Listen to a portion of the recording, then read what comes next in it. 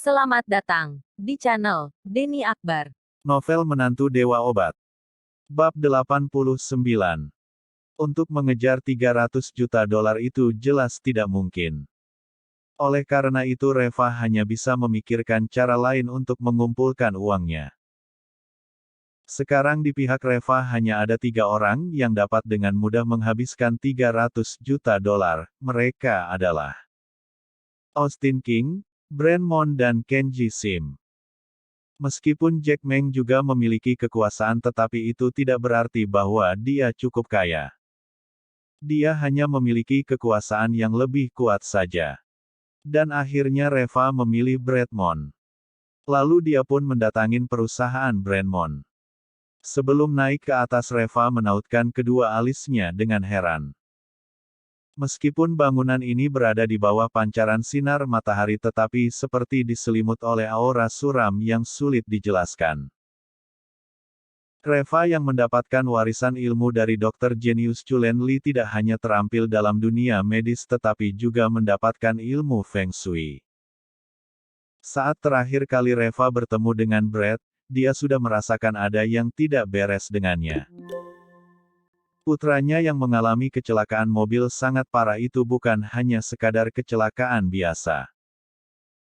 Hanya saja hubungan Brad dan Reva yang tidak terlalu akrab dan sikap Nyonya Mon yang tidak terlalu baik membuat Reva malas untuk mempedulikan dengan hal itu. Kali ini demi 300 juta dolar ini Reva harus datang ke sini untuk membicarakannya.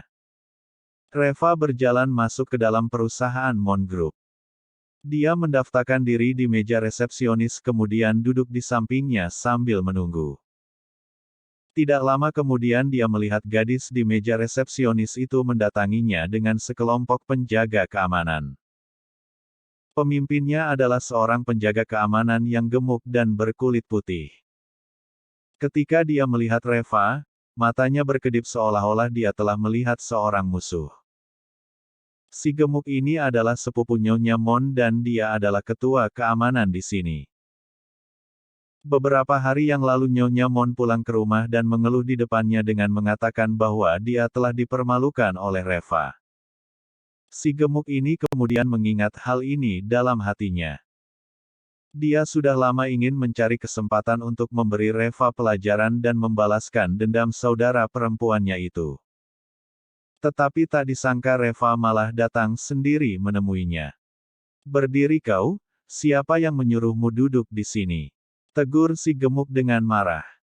Reva mengerutkan keningnya. "Bukankah sofa di lobi ini untuk diduduki orang?" Si gemuk. "Memang benar untuk diduduki orang, tetapi siapa yang menyuruhmu duduk? Apa maksudmu?" Wajah Reva tampak dingin. Sudah jelas penjaga keamanan ini datang ke sini untuk mencari masalah. Si gemuk mendengus dengan dingin. "Namamu Reva." Reva tidak menjawab. Penjaga keamanan itu menegurnya. "Apakah kau sudah tuli? Tidakkah kau mendengar pertanyaanku?" Reva malas untuk menanggapinya dan mengibaskan tangannya. "Aku tak ingin bicara omong kosong denganmu. Kau minta Brad turun saja." "Lancang!" penjaga keamanan itu berteriak. "Siapa yang memberi nyali kepadamu?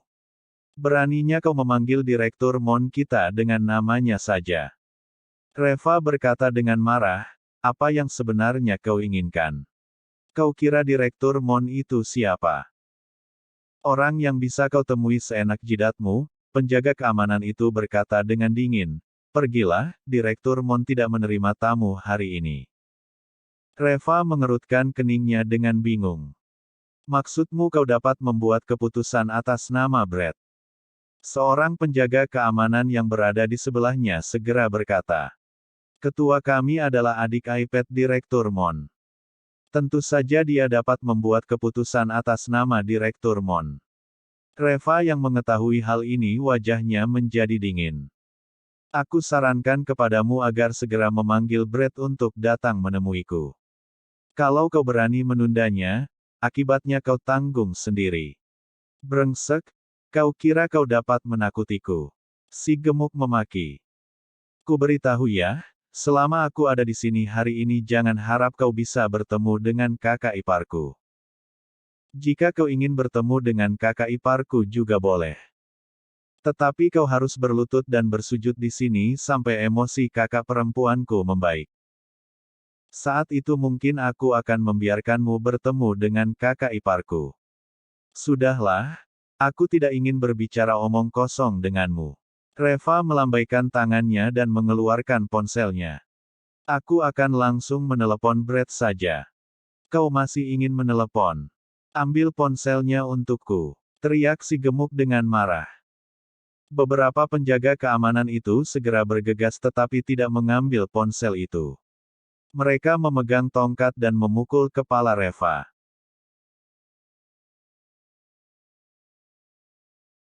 Bab 90. Wajah Reva menjadi dingin dan dia menendang seorang penjaga keamanan itu sampai terpental seperti sedang terbang saja. Bersamaan dengan itu dia meninju dan melancarkan beberapa serangan yang dengan mudah menaklukkan beberapa penjaga keamanan itu. Si gemuk tampak tercengang. Jika dulu dia yang menggertak orang lain dengan mengandalkan beberapa penjaga keamanan itu dan mereka tidak pernah dikalahkan.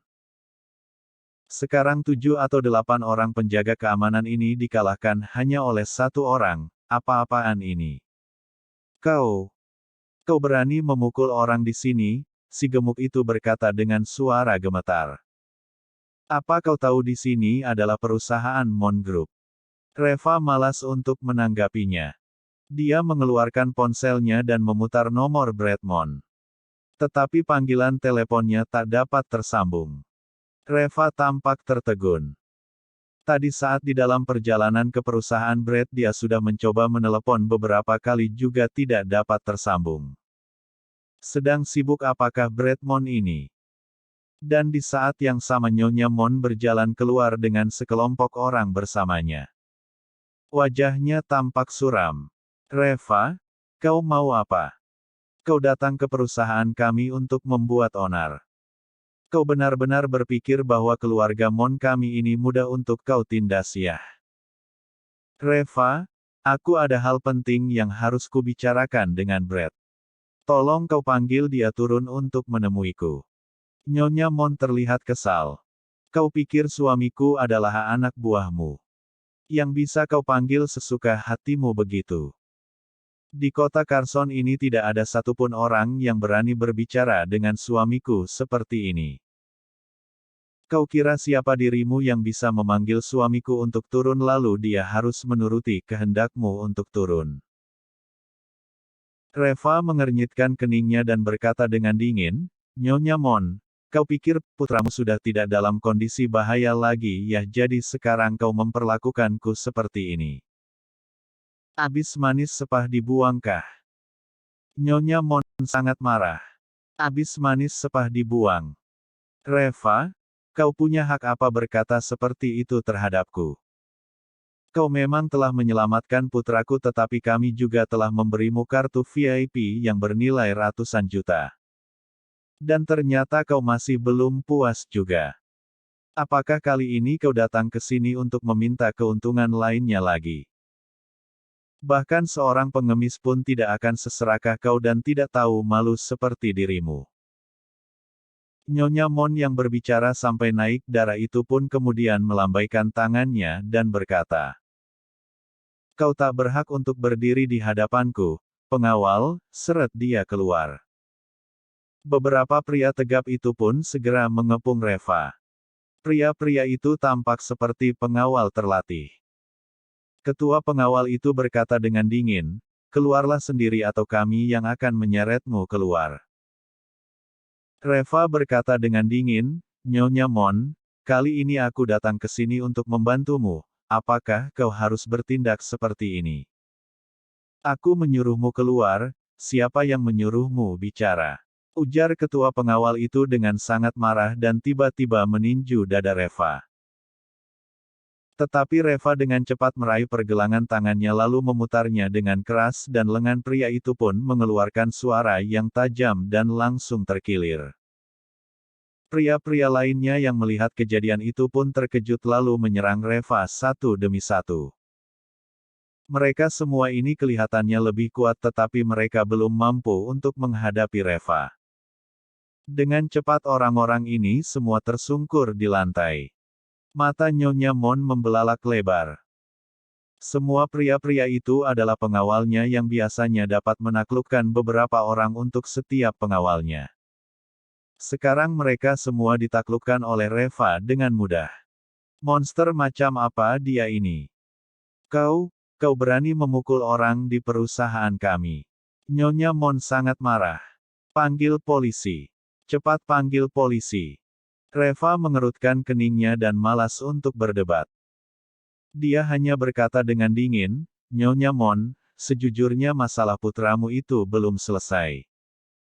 Kurang dari 24 jam putramu akan mengalami kecelakaan lagi. Nantinya jika kau ingin meminta bantuanku maka itu tak akan mudah lagi. Reva pun langsung berjalan pergi. Nyonya Mon tertegun sejenak, lalu memaki dengan marah.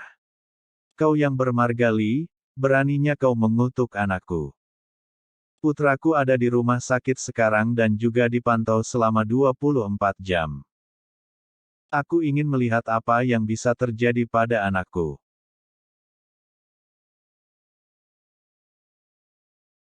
Bab 91. Keluarga Su. Axel dan Alina telah pulang ke rumah, begitu juga dengan Hiro dan Hana. Hanya Nara yang belum pulang karena dia masih berurusan dengan urusan perusahaan. Mata Alina terlihat merah dan bengkak karena menangis. Bagaimana mungkin bos Kosasi ini seorang penipu? 300 juta dolar loh, dan ditipu seperti ini. Mengapa kalian tidak menyelidiki latar belakangnya dengan baik? Wajah Axel tampak pucat pasi. Hiro, kau yang kenalkan orang ini kepada kami.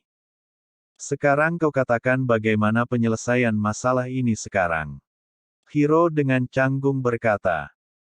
Pa, aku juga hanya berniat melakukan sesuatu untuk keluarga ini. Aku tidak tahu jika dia adalah seorang penipu. Alina berkata dengan marah, kalau kau tidak mengenalnya dengan baik mengapa kau berani memperkenalkannya kepada kami? Ma, kau jangan salahkan Hiro lagi, dia juga tak ingin terjadi hal seperti ini. Hana berkata dengan resah. Kalau dari sudut pandangku, semua masalah ini adalah salah Reva. Alina tercengang. Ini. Apa hubungannya masalah ini dengan Reva? Kenapa tidak ada hubungannya? Hana berkata dengan marah, sejak awal dia selalu mengatakan bahwa bos Kosasi ini adalah seorang penipu. Itu kan berarti dia sudah mengetahui identitas bos Kosasi ini secara detail. Tetapi alih-alih mengungkapkan identitas bos Kosasi ini dia malah mengejek kita terus. Alina mengerutkan keningnya dan berkata, Hana, mana bisa kau berbicara seperti ini? Bukankah Reva pernah membawakan detil-detil mengenai bos Kosasi ini? Dia telah membawakannya waktu itu tetapi Hiro yang bersikeras bahwa bos Kosasi bukanlah seorang penipu. Hana terdiam sejenak dan setelah beberapa saat, dia menggertakkan giginya dan berkata, Ma, kau coba perhatikan gaya bicaranya, dia sama sekali tidak bermaksud untuk membujuk kita sama sekali, dia hanya sengaja membuat kita marah. Coba kau pikir, kau dan papaku selama ini selalu berhati-hati dalam melakukan sesuatu tetapi mengapa kali ini kalian terburu-buru untuk berinvestasi? Bukankah ini semua dikarenakan ucapan Reva yang seakan mendorongmu melakukan itu? Jika Reva tidak terus-menerus mengatakan bos Kosasi adalah seorang penipu, apakah kita akan langsung melakukan transfer 300 juta dolar itu? Hiro mengangguk-anggukan kepalanya dan berkata, ya, Hana benar, Reva ini sangat kejam, dia sengaja melakukannya. Dan juga kalau dia sudah tahu bahwa bos Kosasi ini adalah seorang penipu. Mengapa dia tidak langsung menghalanginya saja? Dia jelas-jelas tahu bahwa kita sudah tertipu tetapi dia malah diam-diam saja saat mengetahui bos Kosasi melarikan diri. Orang ini terlalu berbahaya. Dia sengaja ingin membuat investasi kita gagal dan membiarkan kita sekeluarga mengalami bencana seperti itu. Dengan begitu maka Kak Nara tidak akan bisa menyingkirkani. Axel dan Alina mengernyitkan kening mereka dengan bingung. Mereka berdua bukan tipe orang yang tegas. Ucapan Hana dan Hiro membuat mereka berdua mulai merasakan keraguan di hati mereka. Jangan-jangan ini semua memang akal busuk Reva saja. Alina berbisik. Hana, ini kan hanya tebakanmu saja. Reva tak mungkin sejahat itu kan. Dalamnya laut bisa diukur tetapi dalamnya hati siapa yang tahu. Ujar Hiro dengan lembut, Ma. Reva ini kelihatannya memang orang yang jujur dan setia tetapi pada dasarnya dia sangatlah jahat. Kalian lihat saja, bagaimana dia menghasut Kak Nara belakangan ini. Kakak Nara biasanya paling nurut dengan kalian berdua tetapi sudah berapa kali dia melawan dan membantah kalian akhir-akhir ini. Bukankah Reva yang mengajarkan semua ini? Mereka mendengarkan ucapan ini lalu menghubungkan dengan sikap perlawanan yang ditunjukkan Nara akhir-akhir ini. Akhirnya Axel tak tahan lagi lalu dengan marah dia menggebrak meja, bajingan ini, benar-benar sangat keterlaluan. Mereka berdua harus bercerai kecuali aku mati. Alina juga mengangguk, iya, mereka harus bercerai. Nanti aku akan mencari pengacara. Ma, Hiro dengan cepat melambaikan tangannya. Jangan terlalu terburu-buru, sebenarnya, Reva ini masih sedikit berguna. Alina bertanya-tanya dengan bingung. Hiro, $300 juta hilang, jika masalah ini diselidiki lebih lanjut maka akan mengakibatkan kita di penjara atau Kak Nara yang masuk penjara. Raut wajah Axel dan Alina langsung berubah. Mereka tidak ingin masuk penjara tetapi juga tidak ingin putri mereka masuk penjara. Lalu apa dapat kita lakukan? Tanya Alina dengan gelisah. Hiro tersenyum. Jika semua kesalahan ini bisa dilimpahkan kepada Reva, bukankah semuanya akan baik-baik saja? Bersambung. Jangan lupa subscribe dan like-nya. Terima kasih.